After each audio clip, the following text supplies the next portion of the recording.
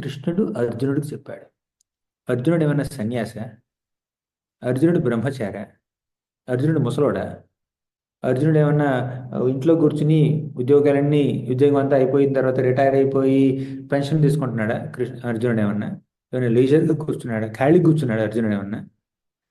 అర్జునుడు ఒక రాజకుమారుడు, పైగా యుద్ధ భూమిలో యుద్ధం చేయబోతున్నాడు. ఒక ఎమర్జెన్సీ సిచ్యువేషన్లో చెప్పాడు కృష్ణుడు. అంటే అంత ఎమర్జెన్సీ సిచ్యువేషన్లో ఉన్నటువంటి ఆ అర్జునుడికి భగవద్గీత ప్రేరణ, ఉత్సాహం, స్ఫూర్తిని కలిగిస్తే మన విద్యుత్ ధర్మాల్లో ఒక స్టూడెంట్ కావచ్చు, ప్రొఫెషనల్ కావచ్చు, ఆ, ఈ కుటుంబ సభ్యుడు కావచ్చు, ఇంకెవరైనా కావచ్చు, మనకి స్ఫూర్తిని కలిగించదా భగవద్గీత?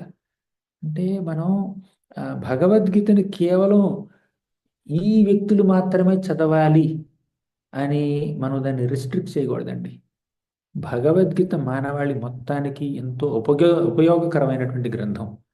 ఎంతో ఆ, ఎంతో మేలుని చేకూర్చేటటువంటి గ్రంథం. అసలు భగవద్గీత యొక్క మొట్టమొదటి పాఠం ఏమిటో తెలుసా? మొట్టమొదటి పాఠం ఏమిటంటే, నువ్వు శరీరానివి కాదు, నువ్వు ఆత్మవి.